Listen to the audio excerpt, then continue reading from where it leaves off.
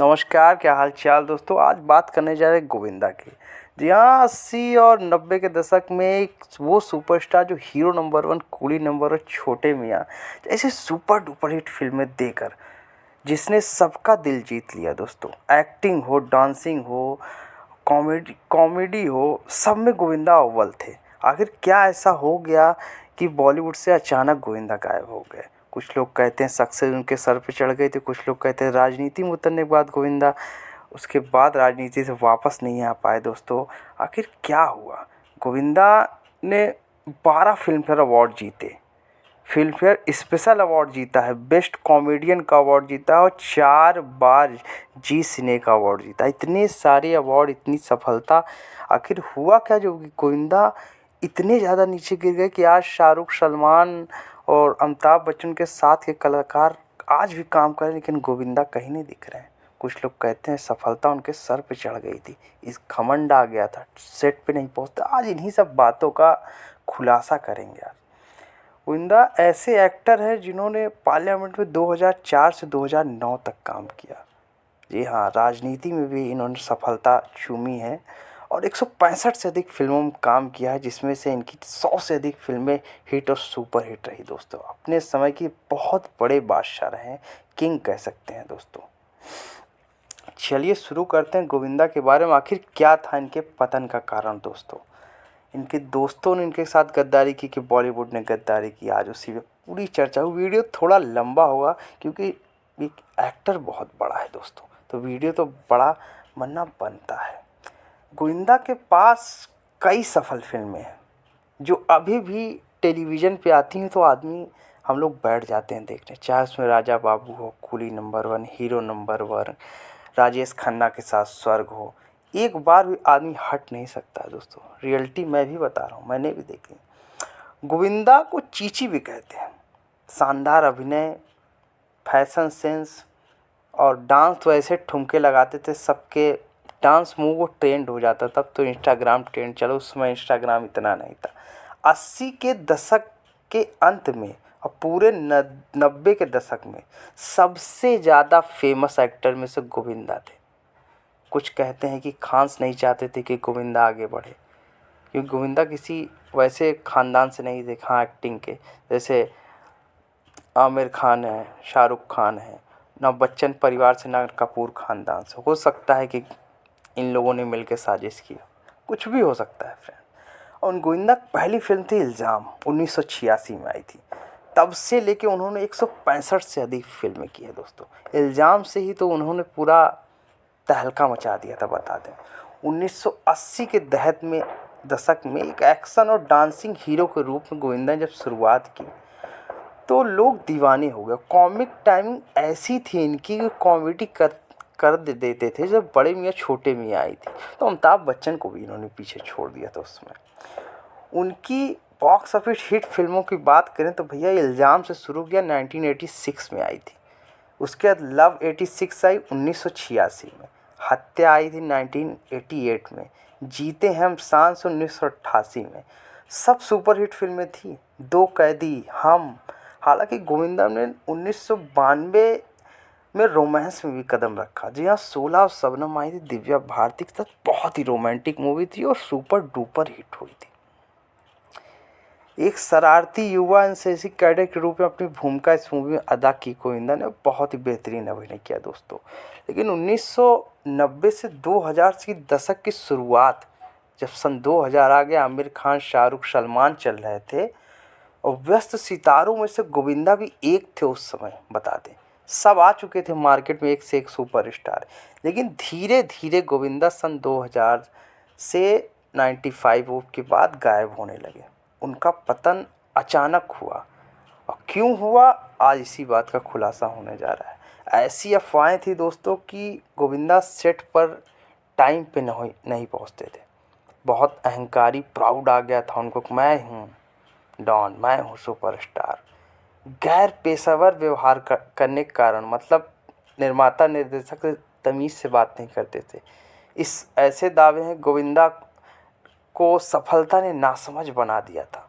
कई हिट फिल्मों में देने वाले गोविंदा डेविड धवन के साथ हीरो नंबर 1, कूली नंबर 1, बीबी नंबर 1, जितनी नंबर 1 की सीरीज की डेविड धवन के साथ की, लगभग 15 से 20 से अधिक फिल्में डेविड धवन के साथ की।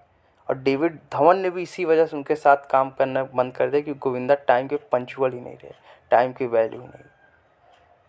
और कुछ साल पहले गोविंदा जब 58 साल के, तो उन्होंने एक इंटरव्यू में बताया और आरोपों जितने आरोप लगे उस पर खुल कर बात की भैया। इसमें उन्होंने कहा कि कोई सच्चाई नहीं है। गोविंदा ने कहा कि आप जब सफल होते हैं तो ऐसे भी लोग मिलते हैं जो आपको नीचे खींचना चाहते हैं। तो मैं 14 से 15 साल चरम में था। 15 साल गोविंदा ने इंडस्ट्री पर राज किया है। जब सब कुछ मेरे पक्ष में रहा तो सब कोई मुद्दे नहीं उठे।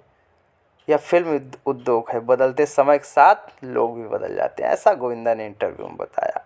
गोविंदा ने आगे बताया कोई इंडस्ट्री में ऐसे भी हैं जो उनको नीचे घसीटना चाहते थे। और जैसे जब गोविंदा ने कहा कि जब मैं गिरने लगा तो मेरे साथ कोई नहीं रहा, मैं अकेला था। भागम भाग 2007 में आई थी दोस्तों, और उसके बाद से गोविंदा का पतन होता ही रहा। एक मूवी आई थी आ गया हीरो, गोविंदा ने खुद डायरेक्ट वगैरह की थी, लेकिन कुछ नहीं हुआ। बता दें कि एक बात का खुलासा खुद एक्टर ने किया और गोविंदा ने कहा एक वक्त ऐसा जो था, बहुत इंटरेस्टिंग बात थी, जब उनके पास 70 फिल्में थी। जी हाँ, एक साथ 70 फिल्में गोविंदा ने साइन की थी। ये अपने आप में एक इतिहास में बहुत चर्चा का विषय है। और जिनमें से 8 से 10 फिल्में बंद हो गई और 4 से 5 फिल्में गोविंदा ने डेट्स नहीं थी, उनके पास टाइम नहीं था, छोड़नी पड़ी। 70 फिल्में सोचिए जो साइन करता हो और उसके पास आज एक भी फिल्म नहीं है। उनका ये किस्सा कई बार खबरों में आया दोस्तों।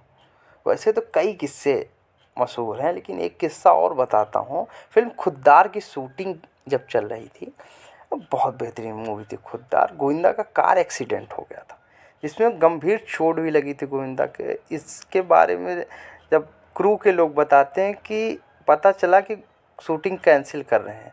हालांकि गोविंदा डॉक्टरों को दिखाने के बाद आधी रात को सेट पर पहुंचे और सीन को पूरा किया। आज भी इस बात की मिसालें दी जाती हैं दोस्तों। गोविंदा का बता दे पतन का एक कारण और सामने आता है। बात उस समय की है जब उन्होंने राजनीति में उतरने का फैसला लिया और साल 2004 में लोकसभा चुनाव लड़ा गोविंदा ने, जिसमें बीजेपी के बड़े लीडर को उन्होंने हरा दिया। हालांकि जीतने के बाद राजनीति में सक्रिय नहीं रहे, जीत गए तो 2004 से 9 तक वो थे राजनीति में और आखिर में उन्होंने राजनीति छोड़ दी। गोविंदा को इस बात का दुख आज भी है। अगर वो राजनीति में नहीं जाते तो शायद आज भी बड़े पर्दे पर जैसे बड़े मियाँ जलवा दिखा रहे अमिताभ बच्चन, वैसे गोविंदा भी दिखा रहे होते।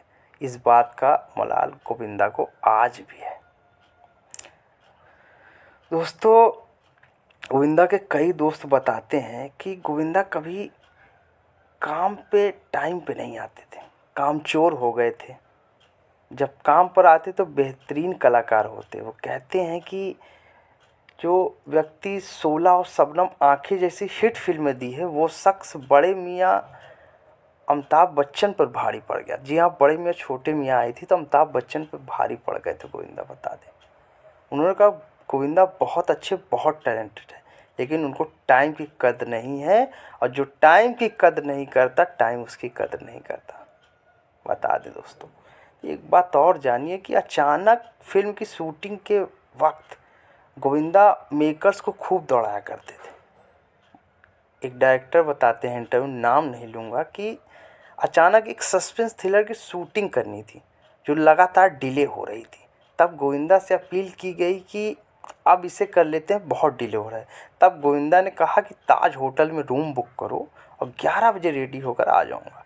सुबह 12 बज गए, शाम के 3:30 बजे गोविंदा ने। इसके बाद टीम बाहर निकली और देखी तो यश चोपड़ा जी के मशहूर दूध की दुकान पर दूध पिया। वहीं देखा और पता चला गोविंदा दूसरे चौराहे पे डांस कर रहे हैं, मतलब एक शूटिंग छोड़ के दूसरे की शूटिंग कर रहे हैं। ऐसे थे गोविंदा साहब, हो गए थे, क्योंकि गोविंदा ने टाइम को वैल्यू नहीं दी। और आज यही वक्त का तगाजा है कि बड़े मियाँ कौन बनेगा करोड़पति में भाग कर जाते हैं, बल्कि छोटे मियाँ घर पे बैठे हैं। या अमिताभ बच्चन का जलवा वही बरकरार है और छोटे मियाँ घर पे बैठे हैं। और हमेशा काम की पूजा करो, वक्त की वैल्यू करना सीखो दोस्तों।